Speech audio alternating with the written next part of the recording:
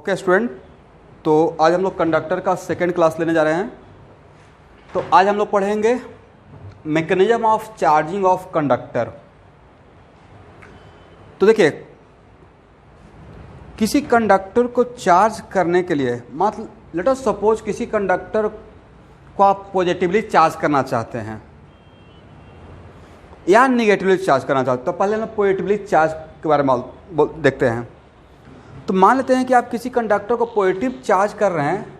इसका मतलब कैसे आप किसी कंडक्टर को पॉजिटिवली चार्ज करेंगे? मान लीजिए कोई सॉलिड कंडक्टर है और उस सॉलिड कंडक्टर, वेरी गुड, क्योंकि प्रोटॉन तो निकाल नहीं सकते हैं। तो एक्चुअल में है कि मान लेते हैं कि यहाँ से एक सपोज कीजिए, इनिशियली ऐसा मान लेते हैं कि इस जगह से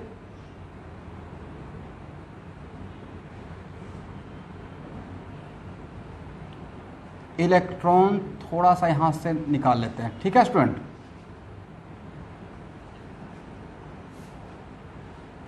इस लोकलाइज्ड जगह से।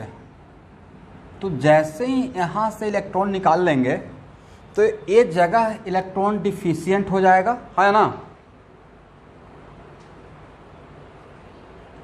और ये जगह इलेक्ट्रॉन डिफिशिएंट हो जाएगा मतलब इनिशियली जैसे ही यहाँ से इलेक्ट्रॉन आउट हुआ तो मानते हैं कि यहाँ से इलेक्ट्रॉन आउट होने की वजह से यहाँ पे इस जगह पे टोटल क्यू चार्ज। ठीक है स्टूडेंट,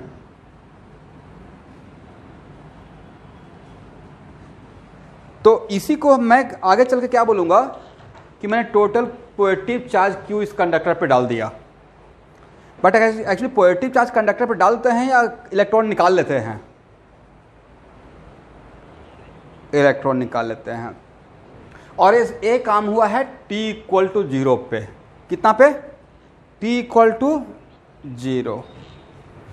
और जैसे ही इस लोकल जगह पे, इस लोकलाइज्ड जगह पे पॉजिटिव चार्ज डेवलप हुआ तो नहीं लगता कि यहाँ से इलेक्ट्रिक लाइन्स ऑफ फोर्स निकलना शुरू हो जाएगा?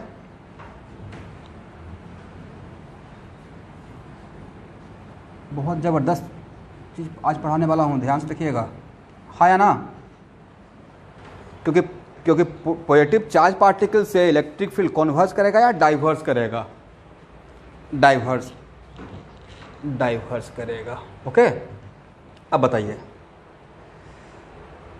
तो जैसे हम लोग बोलते हैं ना कि किसी कंडक्टर पे क्यू चार्ज दे दिए तो पूरे सरफेस पे आ गया, है ना। बट एक्चुअल में पूरे सरफेस पे क्या आने का मैकेनिज्म होता है उसको हम बोलते हैं इलेक्ट्रोस्टैटिक इक्विलिब्रियम में आना, या इलेक्ट्रोस्टैटिक कर सकते हैं इंडक्शन, जो हम लोग पिछले क्लास में भी देखे हैं। बट पिछले क्लास में जो मैं देख रहा था उसमें आपको बताया था कि कोई मेरा कंडक्टर है जो कि न्यूट्रल है। क्या है? न्यूट्रल था और उसके नेबरहुड में कोई चार्ज पार्टिकल डाले रखे थे। अब यहाँ पे मैं कंडक्टर पे ही चार्ज डेवलप कर दिया, बट इस थोड़े से लोकल जगह पे इनिशियली। बट जैसे ही यहाँ पे क्यू अमाउंट ऑफ चार्ज हम लोग यहाँ पे डेवलप कर दिए बाय एनी मीन्स, बट बोलने का तरीका होता है कि यहाँ पे क्यू चार्ज दे दिए, क्यू पॉजिटिव चार्ज, बट होता है कि यहाँ पे इसे इलेक्ट्रॉन आउट कर देते हैं। अब बताइए कि इस कंडक्टर में फ्री इलेक्ट्रॉन भी तो रहेगा, तभी तो इसको सॉलिड कंडक्टर बोल रहे हैं। तो जो भी इसके रास्ते में फ्री इलेक्ट्रॉन मिलेगा इस इलेक्ट्रिक फील्ड के रास्ते में स्टूडेंट, ठीक है, उन्हें लगता कि इफ और इस फ्री इलेक्ट्रॉन पे फोर्स किधर लगेगा? तो बोलिए कि इलेक्ट्रिक फील्ड के अपोजिट डायरेक्शन में किधर लगेगा स्टूडेंट? तो आपको नहीं था कि ये सारा इलेक्ट्रॉन अब इधर जाना शुरू करेगा, है ना।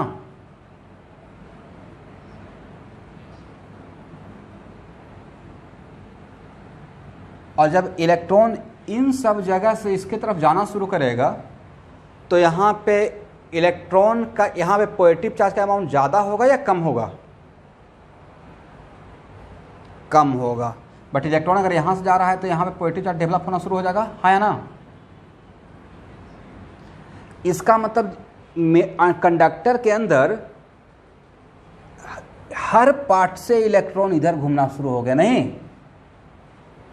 एक कुछ ऐसा लग रहा है कि यहाँ पे हनी है और मधुमक्खी समझते हैं ना, पूरा उसके तरफ जा रहा है, वैसे ही इलेक्ट्रॉन का मूवमेंट पॉजिटिव चार्ज डेवलप होते ही हो जाएगा।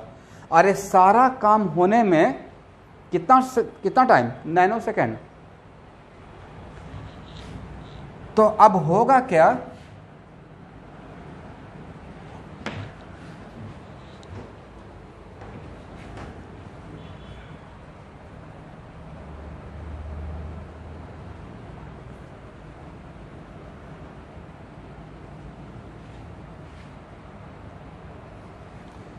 मतलब जो शेप यहाँ पे था वही शेप रहेगा, शेप चेंज नहीं होगा। मतलब तो यहाँ देखिए अब क्या होगा कि हर पार्ट में पॉजिटिव चार्ज डेवलप होना शुरू हो गया सरफेस पे। ठीक है स्टूडेंट। तो नेक्स्ट क्वेश्चन की सर चार्ज तो यहाँ पे डेवलप किए थे, बट ये पॉजिटिव चार्ज, बट अभी भी total amount of charge Q ही रहेगा। कितना रहेगा student, Q according to conservation of charge.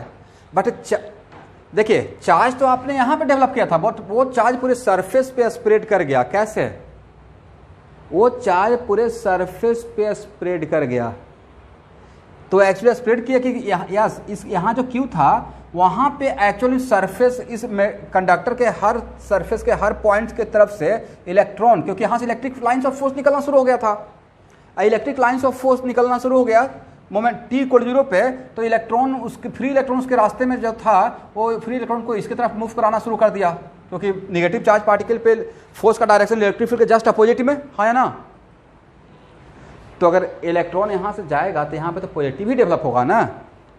यहाँ पे क्या डेवलप होगा, पॉजिटिव। यहाँ भी क्या डेवलप होगा, पॉजिटिव। यहाँ पे क्या डेवलप होगा, पॉजिटिव। यहाँ भी क्या डेवलप होगा। इस तरीके से एक्चुअल में किसी कंडक्टर के किसी लोकल जगह पे भी अगर पॉजिटिव चार्ज डेवलप करते हैं तो वो पॉजिटिव चार्ज कंडक्टर के पूरे सरफेस पे इस तरीके से स्प्रेड कर जाता है। ओके, पहला पॉइंट। ठीक है।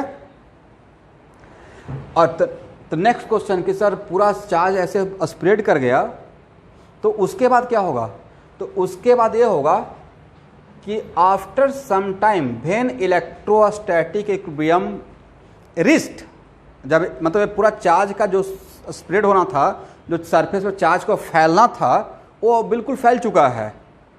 तो उसके बाद जो भी फ्री इलेक्ट्रॉन जहाँ रहता है वहाँ पे फ्रीज कर जाता है। जो भी फ्री इलेक्ट्रॉन जहाँ पे रहेगा वहाँ पे क्या हो जाता है,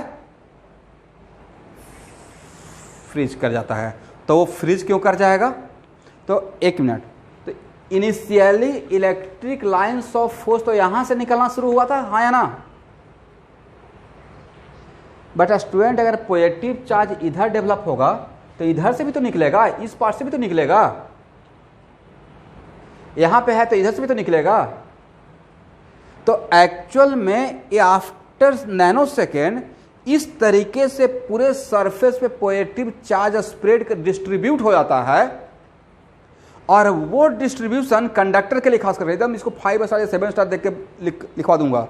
वो ऐसा यूनिक डिस्ट्रीब्यूशन होता है for a given shape of conductor, for a given shape of conductor, distribution of charge is unique distribution, and charge is distributed on the surface in that manner so that electric field inside the conductor on each and every point must be equal to 0। क्या हो जाएगा, must be equal to 0। फिर से मैं एक बार बोल रहा हूं, मैं लिखवा दूंगा, पहले समझिए।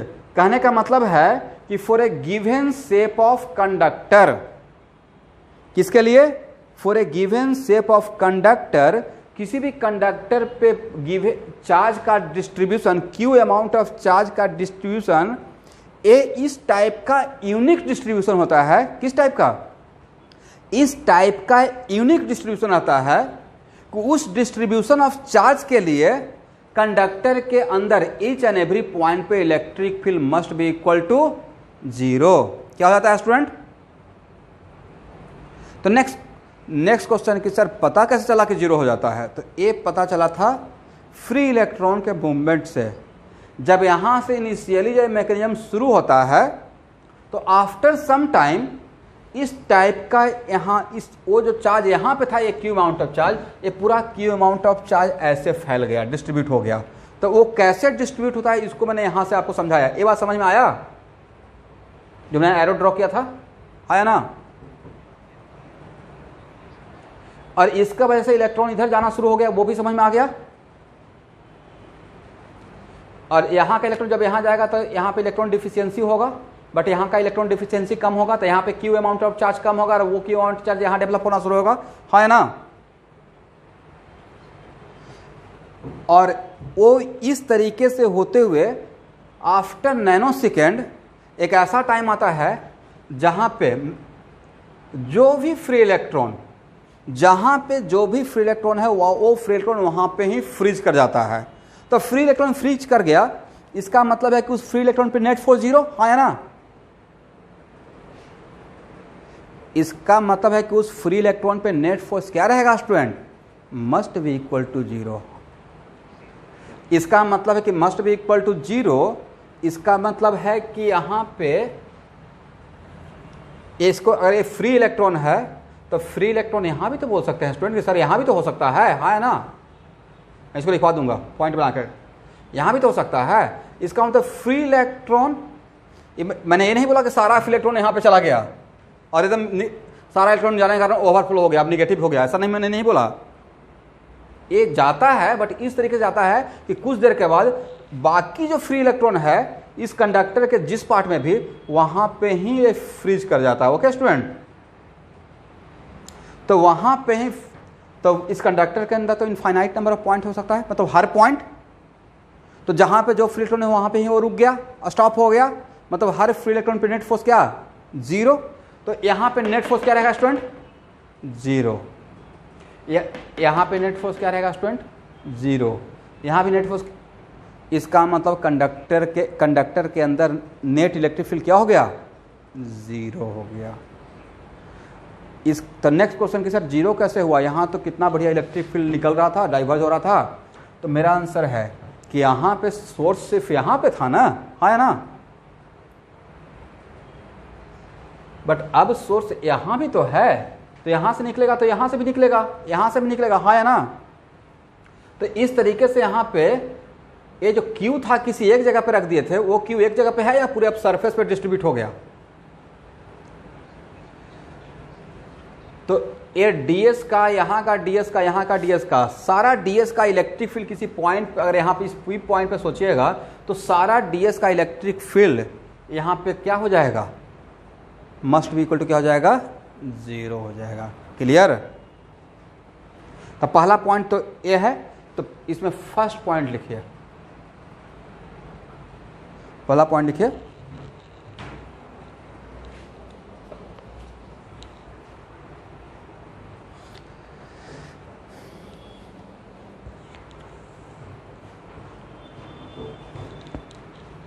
when charge conductor is in electrostatic equilibrium,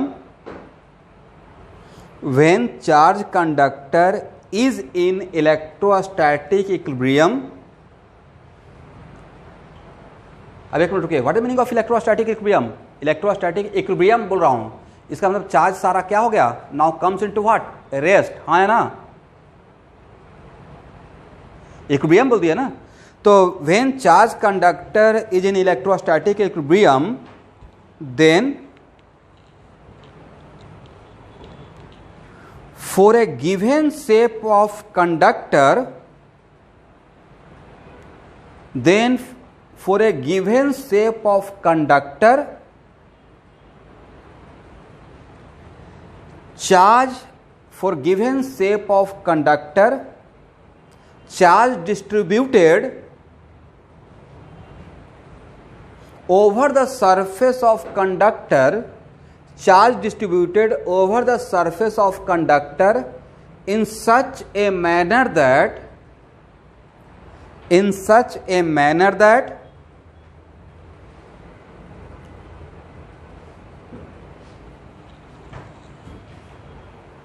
net electric field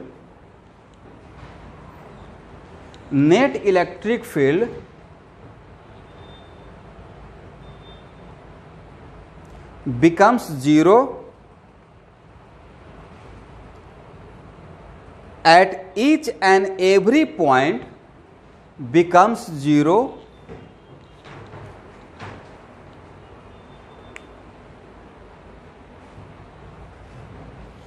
at each and every point inside the conductor.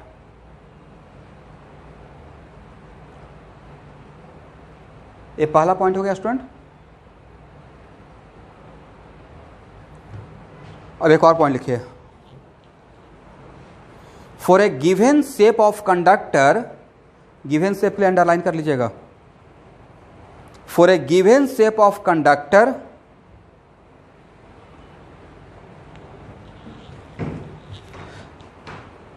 distribution of charge is unique distribution.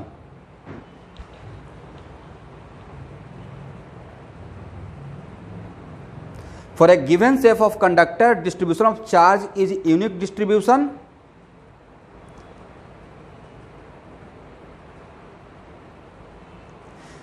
And that distribution, that unique distribution,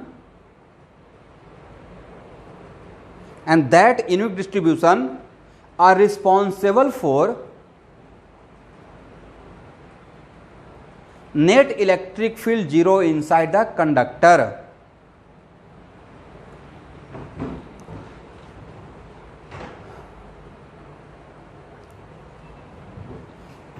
कहने का मतलब ये हुआ कि हर गिवन शेप ऑफ कंडक्टर के लिए distribution of charge, उस shape के लिए डिस्ट्रीब्यूशन ऑफ चार्ज बिल्कुल यूनिक डिस्ट्रीब्यूशन रहेगा। और वो डिस्ट्रीब्यूशन इस तरीके से कंडक्टर अपने सरफेस पे चार्ज को डिस्ट्रीब्यूट करेगा, ऐसे डिस्ट्रीब्यूट तो ऐसे होगा, बट ऐसे डिस्ट्रीब्यूट कराएगा सो दैट कंडक्टर के अंदर जितना भी इनफाइनाइट नंबर ऑफ पॉइंट है, सारे पॉइंट पे नेट इलेक्ट्रिक फील्ड 0 होते चला जाए। ओके, ठीक है। तो नेक्स्ट क्वेश्चन कि सर एक कंडक्टर, यहां देखिएगा, एक कंडक्टर है, सब लोग सुन रहे हैं मेरे बात को, जो भी ज्वाइन किए हुए हैं? ओके, तो सर एक कंडक्टर है, तो आप तो बोल रहे हैं कि for a given shape of conductor distribution of charge is unique distribution. Yes, लेकिन वो कैसे यूनिक डिस्ट्रीब्यूशन किसके लिए रिस्पॉन्सिबल होता है? वो उस यूनिक डिस्ट्रीब्यूशन के लिए ही अंदर में इलेक्ट्रिक फील्ड क्या होता है? 0 होता है। करेक्ट। तो नेक्स्ट क्वेश्चन कि आपसे कोई बोलेगा सर एक काम करते हैं, क्यू अमाउंट ऑफ चार्ज है, इसको जैसे डिस्ट्रीब्यूट होना था हो गया, अब इस डिस्ट्रीब्यूशन के बाद अब इसको थोड़ा सा हैमरिंग कर देते हैं। क्या करते हैं? हैमरिंग। तब तो बोले सर हैमरिंग करने को तो शेप तो मैंने चेंज कर दिया, हाँ ना? तो मेरा आंसर तो क्या आपने शेप चेंज कर दिया तो फिर से वो अपना डिस्ट्रीब्यूशन ऑफ चार्ज भी चेंज कर लेगा। ओके, क्योंकि हर गिवन शेप के लिए डिस्ट्रीब्यूशन चार्ज, हर शेप के लिए सेम डिस्ट्रीब्यूशन चार्ज या हर शेप के लिए एक unique distribution of charge, unique distribution of charge. और वो यूनिक डिस्ट्रीब्यूशन ही क्या कराएगा? अंदर में हर पॉइंट पे इलेक्ट्रिक फील्ड 0 कराएगा स्टूडेंट। तो आप शेप को डिफॉर्म कर दीजिए, चेंज कर दीजिएगा, तो डिस्ट्रीब्यूशन ऑफ चार्ज अगेन से अपने आप चार्ज को अगेन रीडिस्ट्रीब्यूट करेगा और फिर से इस तरीके से डिस्ट्रीब्यूट करेगा कि फिर से अंदर में इलेक्ट्रिक फील्ड क्या होगा? 0 हो जाएगा। समझ में आ गया बात?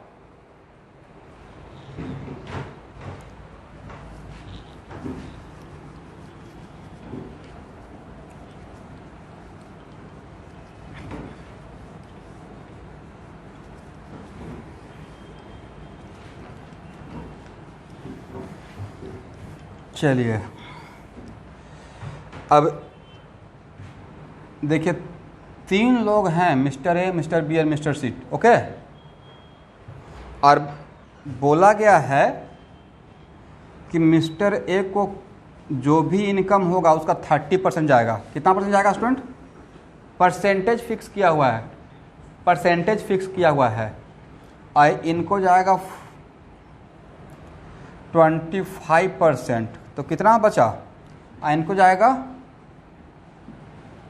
45%। तो अगर 100 रुपीज़ इनकम हुआ तो इनको कितना मिला? कितना मिलेगा? ओ सॉरी 30। इनको कितना मिलेगा? 25। इनको कितना मिलेगा? और फिर से 50 रुपीज इनकम हो गया, तब कितना मिलेगा स्टूडेंट? अब उसमें और ऐड होगा ना, बट ऐड होने का रेशियो, तब इसका 30% कितना रहेगा? 15 रुपये मिल जाएगा। इनका कितना? 12.5 रुपये मिल जाएगा, है ना? और बाकी 22.5 रुपये मिल जाएगा। इसका मतलब कि अमाउंट तो अलग है बट परसेंटेज तो सेम है ना? जैसे जब भी केंद्र गवर्नमेंट जब भी अपना हर स्टेट के लिए अलग परसेंटेज डिस्ट्रीब्यूट रहता है अकॉर्डिंग टू पॉपुलेशन, ठीक है, इस स्टेट को इतना परसेंट जाएगा इस बजट का, इसका इतना जाएगा इतना परसेंट, ऐसा नहीं परसेंटेज रहता है, ठीक है। तो मान लेते कि अगेन 200 हो गया और आया 200, तो क्या अभी भी 30 जाएगा अभी, अब 60 हो जाएगा? 60 हुआ, लेकिन सेम क्या रहा स्टूडेंट? परसेंटेज तो अभी चेंज हो गया, सेम ही रहा। ओके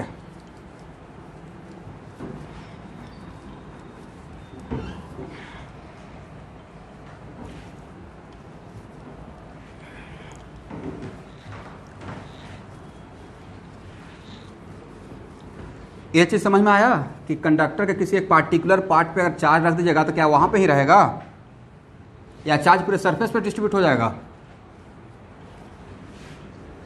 और कैसे डिस्ट्रीब्यूट होगा, कैसे डिस्ट्रीब्यूट होता है वो तो समझ में आ गया।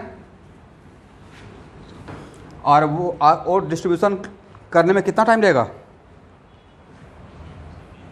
और नैनो सेकेंड में जो डिस्ट्रीब्यूशन होगा ऐसे रैंडम डिस्ट्रीब्यूशन रहेगा या बहुत पार्टिकुलर यूनिक डिस्ट्रीब्यूशन रहता है? मतलब सोचिए कितना कॉम्प्लिकेटेड डिस्ट्रीब्यूशन नैनो सेकेंड में होता है। इतना कॉम्प्लिकेटेड कंडक्टर के इनफाइनाइट नंबर पॉइंट्स पे इलेक्ट्रिक फील्ड को जीरो करता है वो। नहीं, ये बहुत आसान चीज़ नहीं था जो जितना आसान से आप बोल दिए। बहुत रिसर्च का विषय है कि कंडक्टर अपने ऊपर चार्ज को किस तरह से इस तरीके से डिस्ट्रीब्यूट करता है कि अंदर के हर पॉइंट पे इलेक्ट्रिक फील्ड को क्या करना पड़ता है, उसको जीरो करना पड़ता है। इनफाइनाइट नंबर ऑफ पॉइंट को एक साथ सेटिस्फाई करना है।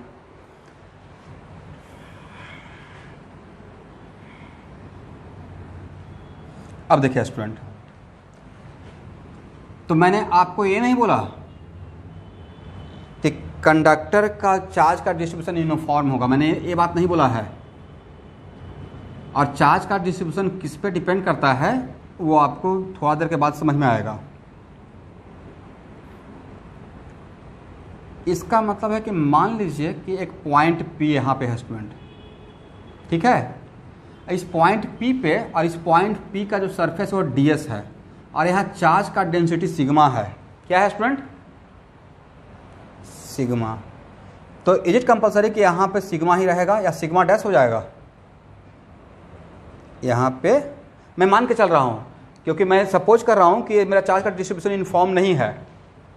चार्ज डिस्ट्रीब्यूट हुआ है बट इस तरीके से डिस्ट्रीब्यूट हुआ है कि यहाँ पे अंदर के हर पॉइंट पे इलेक्ट्रिक फील्ड क्या रहेगा? जीरो रहेगा। और कोई एक पॉइंट है तो यहाँ पे इस ds में जो चार्ज रहेगा वो तो dq रहेगा, हाँ या ना? करेक्ट। और dq को क्या सिग्मा ds लिख सकते हैं। और इसके वजह से जो इस पॉइंट पे इस यहाँ पे जो चार्ज है स्टूडेंट इस ds में, इसके वजह से जो इलेक्ट्रिक फील्ड रहेगा उसको तो इलेक्ट्रिक फील्ड के लिए आप ऐसे ही लिखिएगा ना कि सर इलेक्ट्रिक फील्ड का तो यही फार्मूला था पॉइंट चार्ज है, नहीं dq/4π0 rk × r, हाँ ना। और dq को क्या लिखेगा? Sigma ds by 4πε0 rq × r। देखिए तो सही है। तो जब आप इसको इंटीग्रेट करेंगे, बोलिए बोलिए बोलिए, तो जब आप इंटीग्रेट करेंगे तो इंटीग्रेशन क्या रहेगा? ओवर द सरफेस, है ना। और ओवर द सरफेस जब इंटीग्रेट करेंगे तो इस E का वैल्यू क्या रहेगा student? Sigma ds by 4πε0 rq r, हाँ है ना। और इसका वैल्यू क्या रहेगा? 0। क्या रहेगा? 0। लेकिन सबसे इंटरेस्टिंग बात है कि आपसे इंटीग्रेशन होगा, मुझसे तो नहीं होगा। यहाँ पे वेरिएबल क्या है? ए पता है कि 0 होगा, बट वेरिएबल के नाम पे यहाँ पे सिग्मा भी तो वेरिएबल है, आर भी वेरिएबल है, सिग्मा भी वेरिएबल है। और आर कितना कॉम्प्लिकेटेड तरीके से चेंज करेगा। पॉइंट मैंने ए लिया, पॉइंट ए लिया, ठीक है स्टूडेंट, बट ए पॉइंट का हर पॉइंट से डिस्टेंस आर कितना कॉम्प्लिकेटेड तरीके से वेरी करेगा। तो आपसे इंटीग्रेशन होगा, मुझसे तो नहीं होगा, मुझसे नहीं होगा, रिजल्ट पता है, ठीक है। लेकिन ये पता है कि इसको अगर इंटीग्रेट करने में आप सक्षम रहे तो वैल्यू 0 होगा ही होगा, ठीक है। ओके, तो ये तो समझ में आ गया कि हाँ ये वैल्यू क्या रहता है? 0 रहता है। और इसमें सिग्मा को आप बाहर निकाल भी नहीं सकते हैं। क्या सिग्मा को और आर को बाहर निकाल सकते हैं? Both are variable. चलिए अब नेक्स्ट क्वेश्चन है कि तो अब हाँ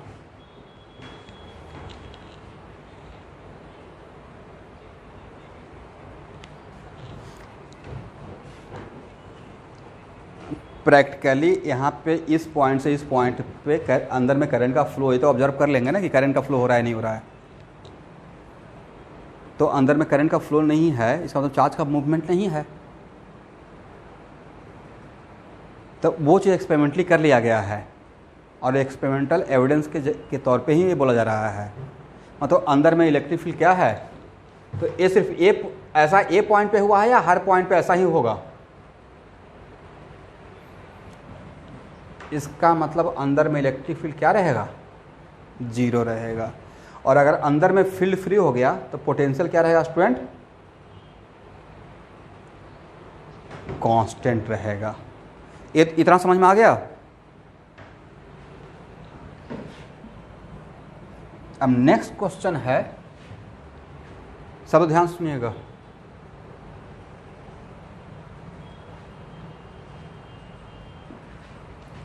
अभी आप इस पे क्यू चार्ज दिए थे, क्या कितना चार्ज दिए थे स्टूडेंट?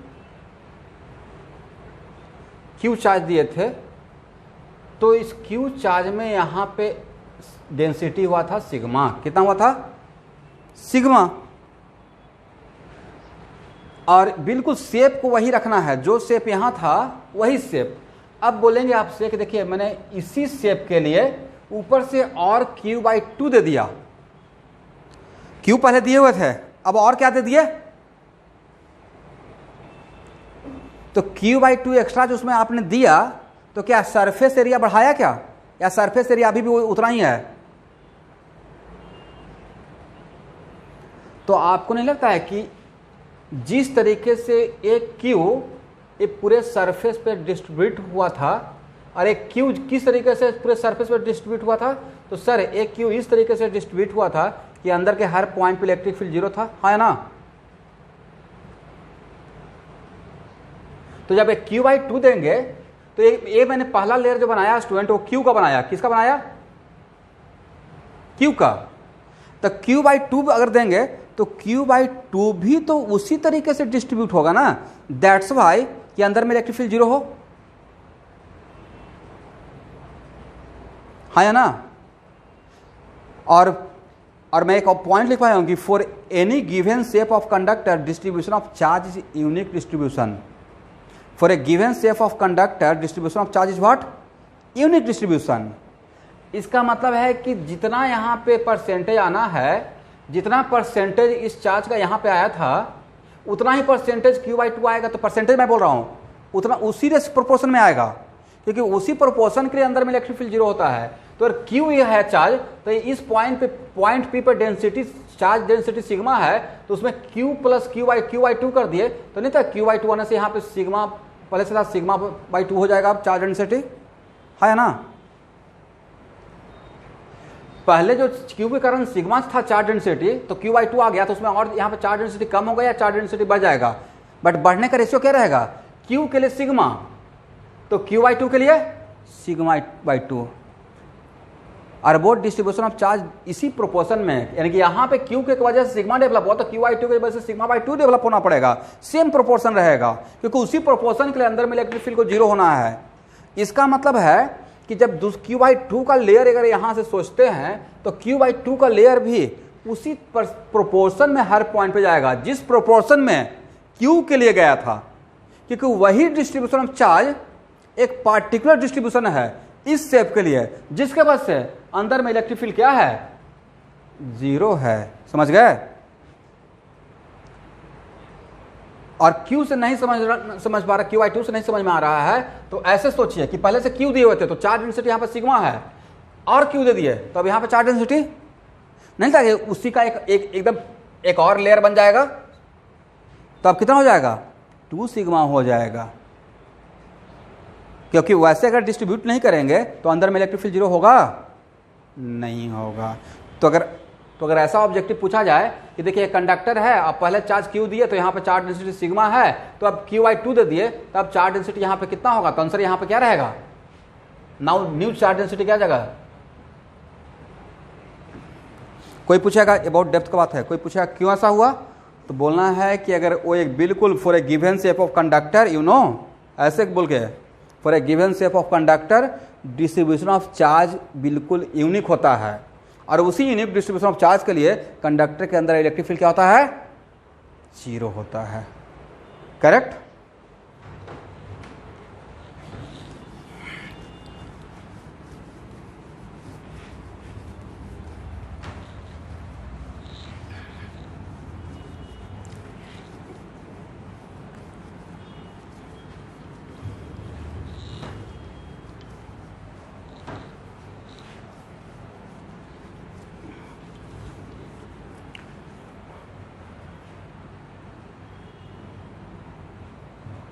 देखिए स्टूडेंट, मेरे पास एक कंडक्टर है, ठीक है, क्या है, कंडक्टर है, और जिसका रेडियस है r1, और इसमें मैं चार्ज दिया हूं कैपिटल Q, कितना दिया है, कैपिटल Q, और इतना तो मेरे ऊपर अभी थोड़ा ट्रस्ट कर लीजिए कि अगर कंडक्टर स्फेरिकल है, क्या है, थोड़ा टाइम के बाद इसको मैं प्रूफ भी कर दूंगा। अगर कंडक्टर स्फेरिकल है तो अंदर में तो इलेक्ट्रिक फील्ड जीरो रहेगा, है ना। और बोलिए इस सरफेस का पोटेंशियल क्या होगा, इलेक्ट्रोस्टैटिक तो पढ़ा चुके हैं, क्या लिख सकते हैं, Q by 4 pi epsilon not R1,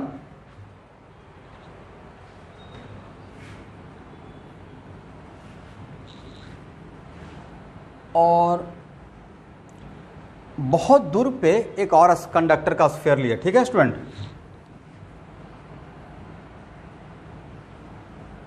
और जिसका रेडियस, और यहां पे एक स्विच लगा के रखे हैं, क्या लगा के रखे हैं,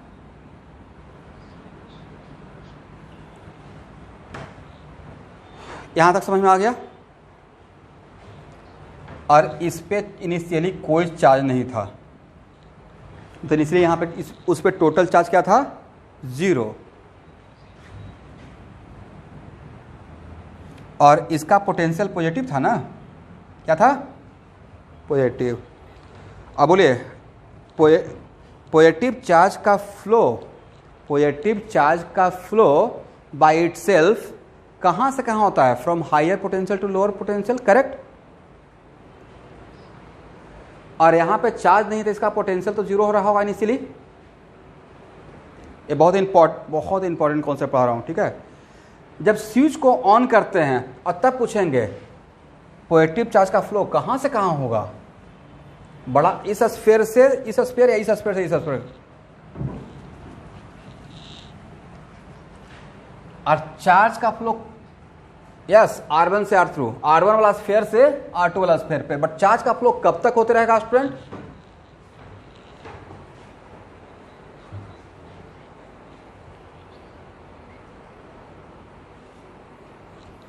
वेरी गुड, चार्ज का फ्लो तब तक होते रहेगा जब तक कि क्या, दोनों का पोटेंशियल सेम नहीं हो जाए। यस, जब पोटेंशियल सेम हो जाएगा तो पोटेंशियल सेम हो जाएगा तो पोटेंशियल डिफरेंस जीरो, तो पोटेंशियल डिफरेंस जीरो रहेगा तो चार्ज का फ्लो स्टॉप हो जाएगा। इसका मतलब है कि चार्ज का फ्लो जब फ्लो ऑफ चार्ज स्टॉप होगा, लेकिन आपने तक यहाँ पे चार्ज का फ्लो तो होगा, बट जैसे ही ऑन करते हैं, स्विच को ऑन करते हैं तो चार्ज का फ्लो होगा, तो इसका मतलब एक करंट फ्लो हो गया, है ना। और चार्ज का फ्लो जब स्टॉप होगा, जब जब जब चार्ज का फ्लो स्टॉप होगा तो तब भी तो हम लोग कंजर्वेशन ऑफ चार्ज को फॉलो करेंगे। टोटल चार्ज क्या रहेगा? कंजर्व रहेगा। इसका मतलब है यस,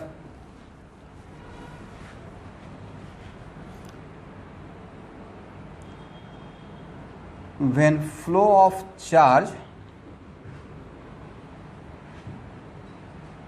ऐसे लिखिए, flow of charge stop when potential of both sphere becomes equal।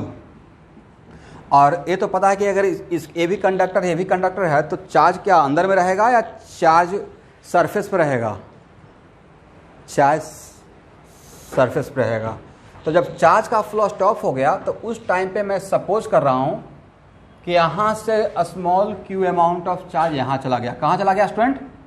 यहाँ चला गया। तो यहाँ पे यस, यहाँ पे आ गया,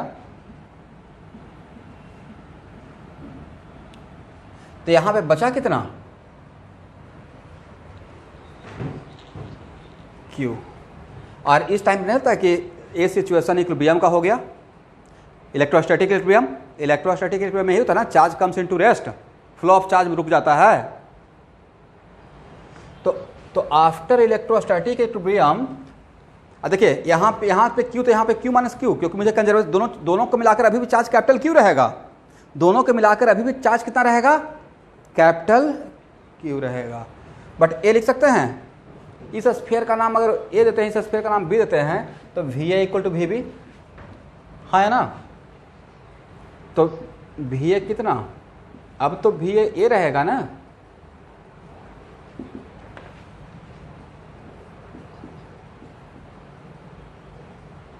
ठीक है, 4 पाई एप्सिलॉन से 4 पाई एप्सिलॉन कैंसिल हो गया।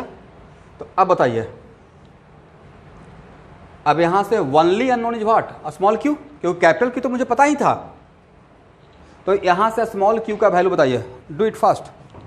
What is the value of small Q?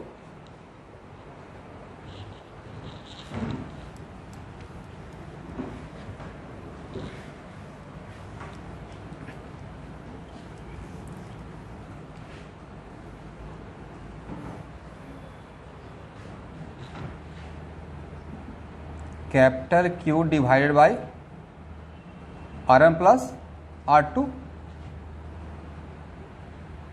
Into R2। ठीक है, एक किस पे चार्ज था? स्मॉल ए था चार्ज ऑन बी, है ना। तो Q माइनस Q का वैल्यू कितना? ए था चार्ज ऑन ए बचा charge on A, how much?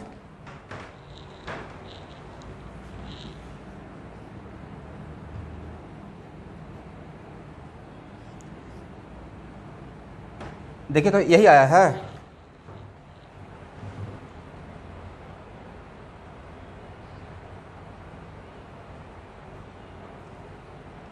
जल्दी बोलिए।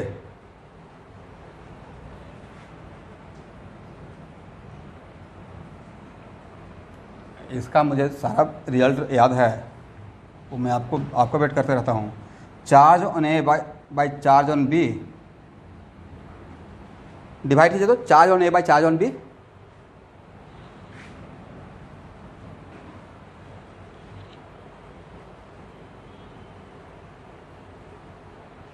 क्या R1 बाई R2 लिखिएगा? Very good. तो यहां से ये नहीं लगता है कि दो स्फेरिकल कंडक्टर आपस में अगर इलेक्ट्रोस्टैटिक इक्विलिब्रियम में है इलेक्ट्रोस्टैटिक इक्विलिब्रियम, और दो स्फेरिकल कंडक्टर को अगर एक कंडक्टिंग वायर से कनेक्ट करते हैं, टू स्फेरिकल कंडक्टर को अगर स्फेरिकल वायर से कनेक्ट करते हैं तो जिस स्फेयर का साइज बड़ा रहेगा उस पर चार्ज ज्यादा रहेगा, है ना। यहां तो यही आया ना student, charge on A divide by charge on B का रेशियो R1 बाई R2। तो if R1 greater than R2, जैसा कि साइज से आपको देख रहे हैं R1 ग्रेटर देन R2, तो ए रेशियो अगर 1 से बड़ा है तो चार्ज ऑन ए भी तो चार्ज ऑन बी से बड़ा हो जाएगा, हाँ या ना। इसका मतलब है कि दो स्फेरिकल कंडक्टर अनइक्वल साइज का अगर आपस में कंडक्टिंग वायर से कनेक्ट कर देते हैं तो जब इक्विलिब्रियम, जब पोटेंशियल सेम हो जाएगा, फ्लो ऑफ चार्ज स्टॉप हो जाएगा, तो उसके बाद आप ऑब्जर्व करेंगे तो जिसका साइज बड़ा रहेगा उस पर चार्ज ज़्यादा बचा रहेगा, और जिसका साइज छोटा रहेगा उस पर चार्ज कम रहेगा, है ना। अरे होना भी चाहिए था, क्योंकि पोटेंशियल सेम होना है। देखिए ना, पोटेंशियल सेम होना है तो इस नीचे में R2 है तो ऊपर में वैल्यू भी तो कम रहना चाहिए चार्ज का। नीचे वैल्यू कम और ऊपर वैल्यू ज़्यादा कर देगा तो क्या सेम कभी सेम हो पाता? सेम, पहला बात। अब मुझे चाहिए इसके सरफेस पे जो चार्ज है, इसके सरफेस पे जो चार्ज है, तो ए बताइए चार्ज डेंसिटी ऑन ए, तो नहीं लिखा charge density of A equal to होता है QA by 4 pi RA square, हाँ है ना। सरफेस चार्ज डेंसिटी, तो सरफेस चार्ज डेंसिटी जल्दी से निकाल के बताइए कितना QA, तो QA कितना था देखिए, तो QA यही था ना, charge on A Q by R1 plus R2 into R1 divided by 4 pi epsilon not R1 का स्क्वायर। देखिए मैंने सही लिखा, सब लोग देखिएगा, charge density of A, oh sorry वो तो मैं देख रहा था एप्सिलॉन नॉट क्यों रहेगा यहाँ पे, सॉरी 4 पाई R1 स्क्वायर। अब सही है, तो ये जो है Q बाई, यहाँ पे कैंसिल करते हैं एक R1 से, तो क्या हो जाएगा Q by 4 pi R1 plus R2 into R1। देखिए तो सही है, यहाँ से आपकी लाइफ में रिवोल्यूशन आ जाएगा कंडक्टर के लिए।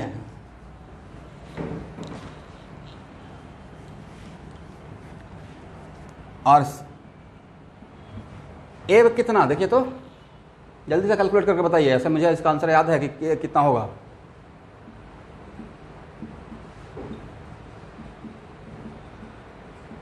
Very good. अब sigma A by sigma B का रेशियो बताइए।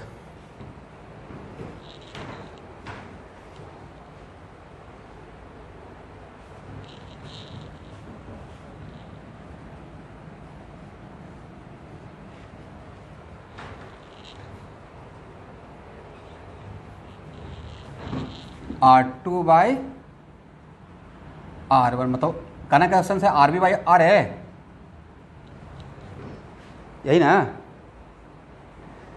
चलिए तो अब बताइए तो सिग्मा ए और सिग्मा बी में किसका चार्ज डेंसिटी ज्यादा according to given diagram. A value according to given diagram यही तो ये था और ए बी था, है ना। तो बोलिए ए वैल्यू क्या है, लेस देन 1 या मोर देन 1 या लेस देन 1। इसका मतलब सिग्मा ए लेस देन सिग्मा बी, है ना, करेक्ट। तो अब बोलिए, तो सही सही बताइए कि ए और बी में किसका रेडियस बड़ा, एक का, और सरफेस के जो या इसका जो रेडियस होता है उसी को तो हम बोलते हैं रेडियस ऑफ कर्वेचर। क्या बोलते हैं, तो किसका रेडियस ऑफ कर्वेचर ज़्यादा, ए का, और किसका रेडियस ऑफ कर्वेचर कम, बी का। तो बोलिए यहाँ से sigma A by sigma B equal to R B by R A, तो सिग्मा ए ऊपर तो आर ए कहाँ है स्टूडेंट,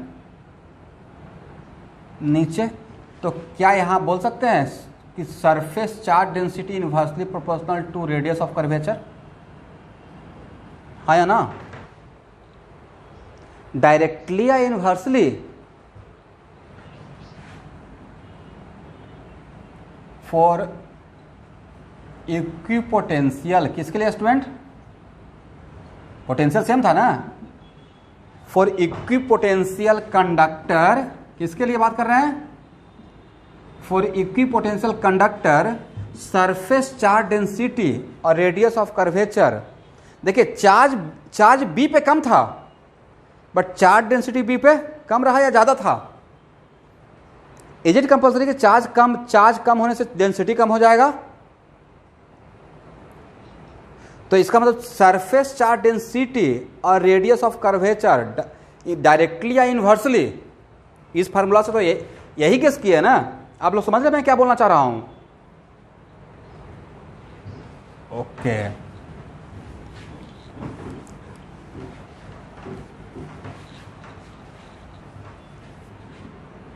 अरे किसके लिए?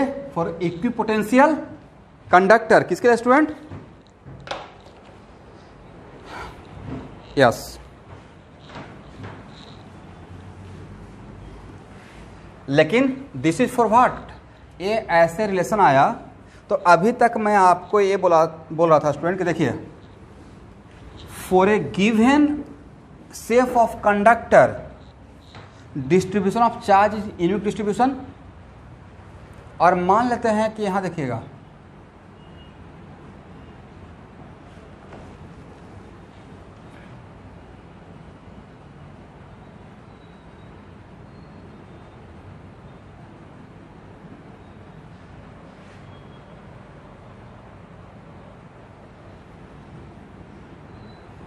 ध्यान से देखिए स्टूडेंट, देख लिए इस पे टोटल चार्ज क्यू दिया हूं। कितना दिया है स्टूडेंट? क्यू।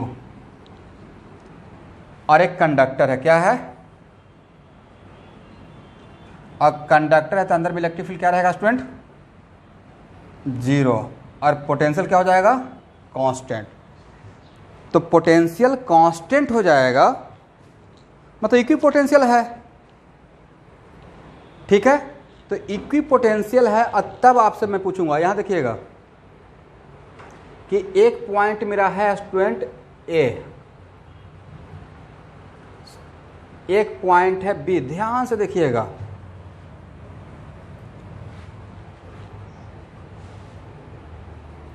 एक पॉइंट है सी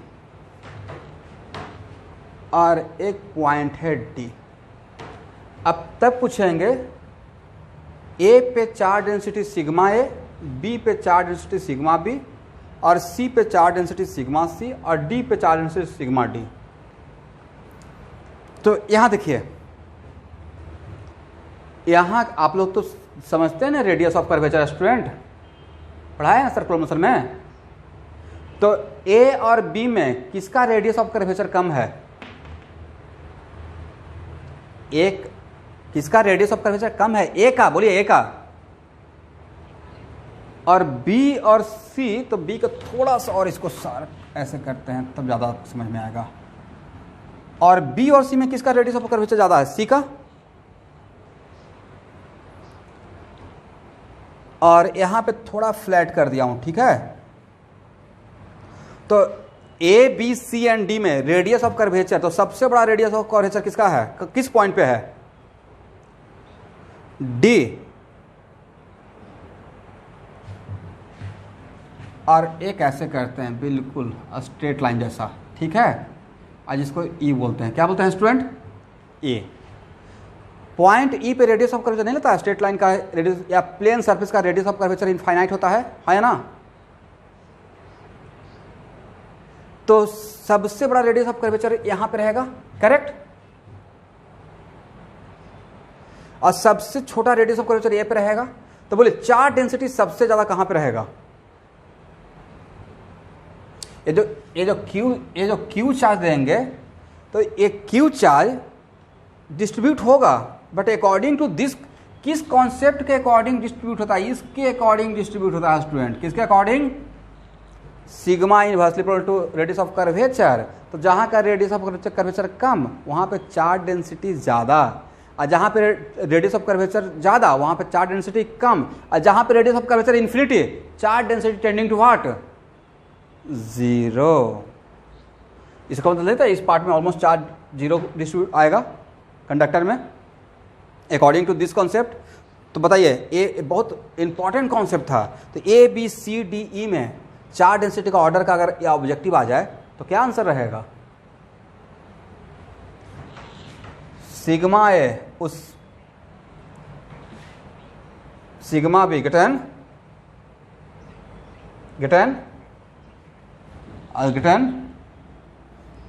इन्हें तक ऑलमोस्ट 0 रहेगा। समझ गए?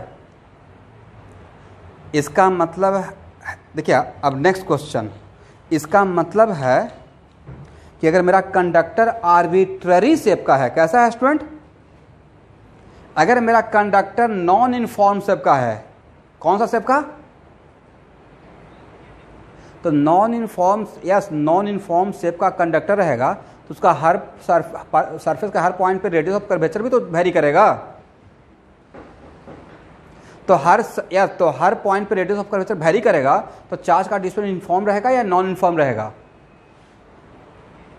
लेकिन वो नॉन यूनिफॉर्म होते हुए क्या रैंडम डिस्ट्रीब्यूशन रहेगा या पार्टिकुलर इसको सर्टिफाई करते हुए डिस्ट्रीब्यूट होगा? इसको सर्टिफाई करते हुए डिस्ट्रीब्यूट होगा। तो ऐसा अगर एडवांस लेवल में क्वेश्चन आएगा तो बन जाएगा। क्लियर?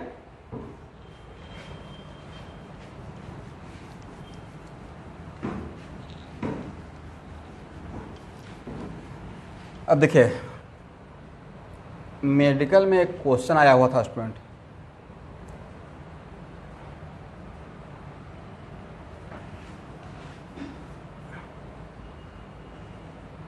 पूछा किसी भी एग्जाम में कभी भी कुछ भी जा सकता है, ठीक है? ये दिया हुआ था, यहां देखिए कि ये कोई कंडक्टर है, क्या है? इस कंडक्टर पे क्यू चार्ज दिया गया है और ये है पॉइंट ए, ये है पॉइंट बी, ये है पॉइंट सी और ये है पॉइंट डी। और तब ए बी सी डी पे चार्ज डेंसिटी का ऑर्डर पूछा गया था। तो सबसे ज्यादा चार्ज डेंसिटी कहां पे रहेगा? ए पे रेडियस ऑफ कर्वेचर,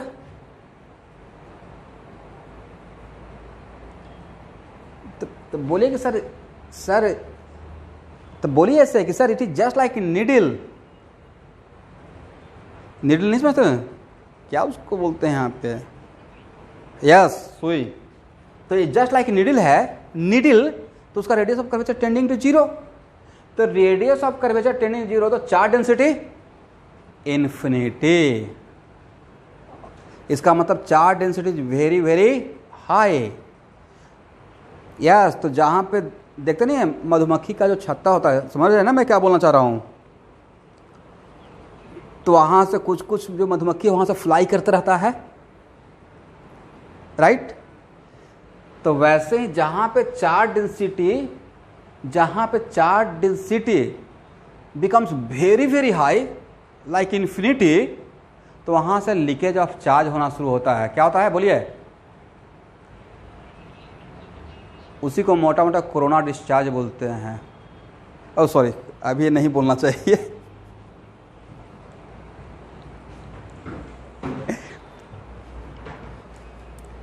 समझ गए? उसको तो हम लोग लाइफ ही तबाह कर दिया है नहीं? उफ,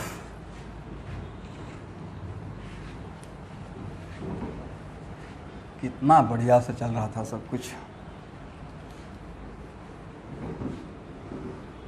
तो बोलिए ये ऑब्जेक्टिव आप नहीं बन जाएगा? तो बोलिए सबसे ज़्यादा चार्ज डेंसिटी कहाँ पे है? उसके बाद सिग्मा बी, उसके बाद सिग्मा सी, और सबसे कम कहाँ रहेगा?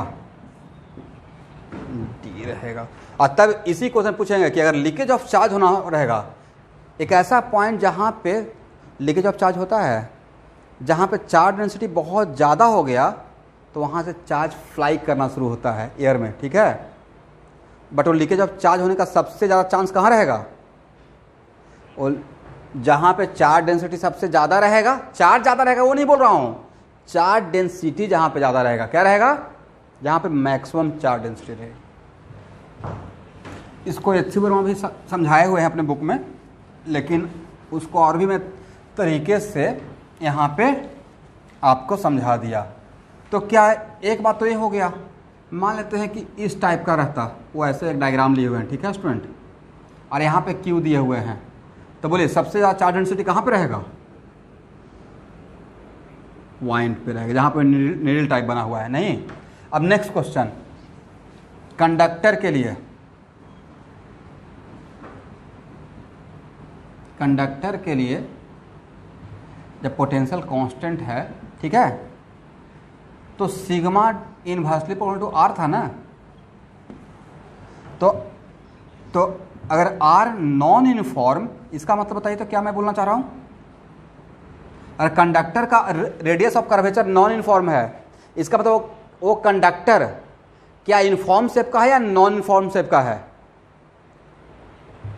तो आर नॉन यूनिफॉर्म, तो क्या यहां से बोल सकते हैं सर सिग्मा भी non uniform,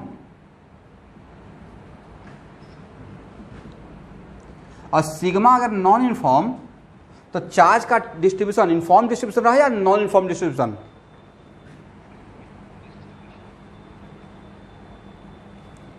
but non uniform में एक पार्टिकुलर बहुत बड़ा क्वालिटी लेकर बैठा रहेगा, कैसा क्वालिटी, जिसकी वजह से अंदर में इलेक्ट्रिक फील्ड क्या रहेगा,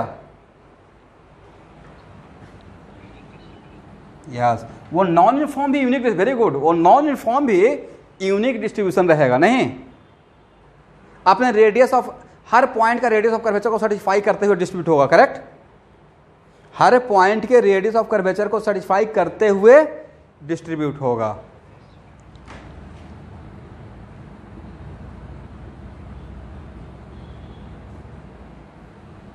non uniform distribution of charge, इसका मतलब आज के बाद कंडक्टर का शेप नॉन यूनिफॉर्म, तो distribution of charge on conductor क्या रहेगा, नॉन यूनिफॉर्म ही होगा। अब यहां देखिए, अगर आर यूनिफॉर्म कंडक्टर का, क्या बोल दिए, आर यूनिफॉर्म, मतलब हर जगह का आर यूनिफॉर्म का मतलब क्या, उस कंडक्टर के सरफेस के हर पॉइंट का रेडियस ऑफ कर्वेचर सेम रहेगा, हाँ है ना, तो कॉमन सेंस लगाइए, किसी कंडक्टर का radius of curvature her point पे सेम बोल रहे हैं तो नहीं लगता वो स्फीयर हो गया, ये तो हैप्पीएस्ट मोमेंट हो गया कि सर ये तो स्फीयर हो गया, तो मैं भी वही बताना चाहता था, स्फीयर हो गया, क्या हो गया, स्फीयर हो गया। जैसे ही बोल दिया कि कंडक्टर का आर यूनिफॉर्म, मतलब now it becomes what, spherical conductor, क्या बन गया, तो स्फेरिकल कंडक्टर। अब आप फुल ऑफ कॉन्फिडेंस से बोल सकते हैं सर स्फेरिकल कंडक्टर में हर कंडक्टर है और स्फेरिकल कंडक्टर है, तो स्फेरिकल कंडक्टर के सरफेस के हर पॉइंट पे चार्ज का डिस्ट्रीब्यूशन डैम्स और यूनिफॉर्म ही होगा, क्या होगा, यूनिफॉर्म होगा। इसका मतलब है कि अगर यहाँ पे क्यू देते हैं तो हर पॉइंट का सिग्मा अलग अलग रहेगा या सेम सिग्मा रहेगा, यूनिफॉर्म डिस्ट्रीब्यूशन रहेगा, समझ गए, इसको बहुत बढ़िया से प्रूफ कर दिए, लाइफ में कभी नहीं भूलिएगा। इसका मतलब है कि ए का और बी का या किसी भी पॉइंट सी का सिग्मा डिफरेंट रहेगा, सेम रहेगा, एट एनी पॉइंट पी का सेम ही सिग्मा रहेगा, करेक्ट। कोई पूछा क्यों सेम रहेगा, तो कंडक्टर के लिए अगर सेफ इनफॉर्म, कंडक्टर के लिए सेफ इनफॉर्म चार्ज का distribution uniform, safe non uniform charge का distribution non uniform, according to which rule, R constant कर दिए तो सिग्मा भी तो कांस्टेंट हो गया, आर इनफॉर्म का मतलब क्या, आर कांस्टेंट, हाँ है ना, तो 1/कांस्टेंट तो नहीं लगता है पूरा क्वांटिटी कांस्टेंट हो गया, मतलब सिग्मा भी कांस्टेंट हो गया, ठीक है। तो यहां से आप सीख लिए कि ओके कंडक्टर केस में अगर कंडक्टर नॉन यूनिफॉर्म तो उस पर चार्ज का डिस्ट्रीब्यूशन डैम्स और नॉन यूनिफॉर्म रहेगा, और कंडक्टर और for unique shape of conductor, तो यूनिक शेप के लिए उसके हर पॉइंट पे अलग अलग रेडियस ऑफ कर्वेचर रहेगा, और शेप को चेंज कर दिए तब नहीं लगता हर पॉइंट का रेडियस ऑफ कर्वेचर चेंज हो गया। तो हर पॉइंट का रेडियस ऑफ कर्वेचर आप डिस्टॉर्टेड करके चेंज कर दीजिएगा तो फिर से तो इसको सेटिस्फाई करेगा, sigma A by sigma V equal to R B by R A, हाँ है ना। तो इस तरीके से फिर से वो अपने चार्ज के डिस्ट्रीब्यूशन को रीडिस्ट्रीब्यूट करता है, और वो रीडिस्ट्रीब्यूशन ऑफ चार्ज ही फिर से रिस्पॉन्सिबल होता है अंदर के हर पॉइंट पे इलेक्ट्रिक फील्ड जीरो करने के लिए। क्या जीरो करने के लिए? अंदर के हर पॉइंट पे इलेक्ट्रिक फील्ड जीरो करने के लिए।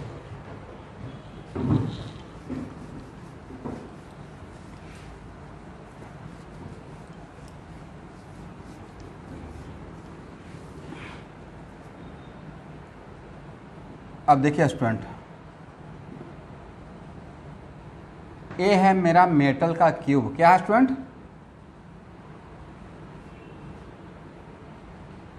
मेटल क्यूब है, इस पे मैं क्यू अमाउंट ऑफ चार्ज दिया हूं, तो आपको इस पर चार्ज का डिस्ट्रीब्यूशन दिखाना है। थोड़ा सा ट्राई कीजिए तो।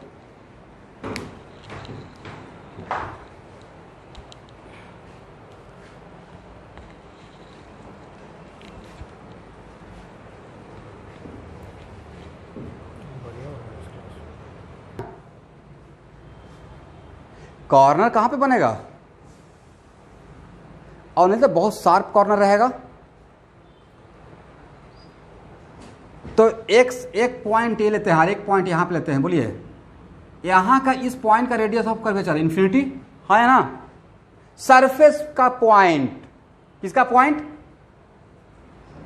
सरफेस का पॉइंट का रेडियस ऑफ कर्वेचर इन्फिनिटी, और इस एज पे नहीं था कॉर्नर बने रहेगा, दो सरफेस का इंटरसेक्शन।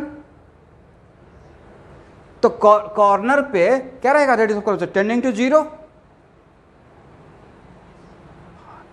तो नहीं था कि यहां पे चार्ज डेंसिटी क्या बोलेगा? तो सर यहां पे चार्ज डेंसिटी तो जीरो रहेगा, हाँ है ना। सरफेस पे चार्ज डेंसिटी क्या रहेगा? जीरो।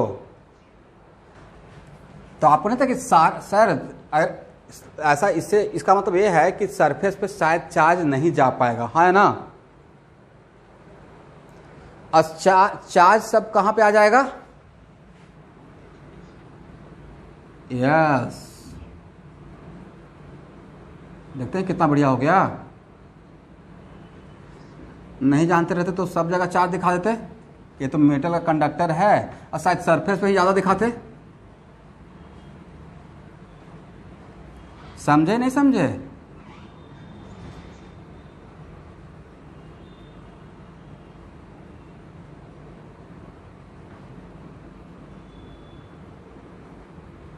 तो वन ऑफ द एज पे कितना जाएगा? मेटल क्यूब में कितना एज होता है? तो वन ऑफ द एज पे कितना जाएगा? क्यू बाई 12 जाएगा ऑलमोस्ट, आया ना। और सरफेस पे ऑलमोस्ट क्या रहेगा? जीरो रहेगा। तो लीकेज ऑफ चार्ज होने का चांस कहां पे ज़्यादा रहेगा? कहां से हो रहेगा? तो देखते हैं। लेकिन अगर ये बात नहीं जानते तो नहीं लगता कि सब जगह चार्ज दिखाते।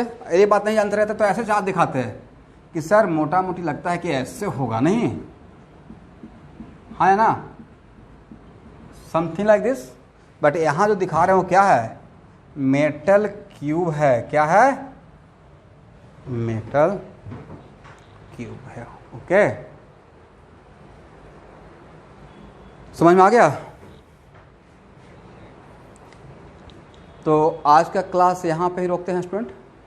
आज सबसे बढ़िया बात क्या सीखे कि कंडक्टर में सिग्मा का और यस डिस्ट्रीब्यूशन ऑफ चार्ज, और कैसे डिस्ट्रीब्यूशन होता है उसका मैकेनिज्म भी सीखे, ठीक है। और ये भी सिखाए, वो प्रॉब्लम ही था कि एक बड़ा स्फीयर एक छोटा स्फीयर को आपस में कंडक्टिंग बाय से जोड़ते हैं तो चार्ज का फ्लो कब तक होता रहता है और कब जाकर स्टॉप होता है। जब स्टॉप होता है तो कंडीशन क्या होता है, करेक्ट।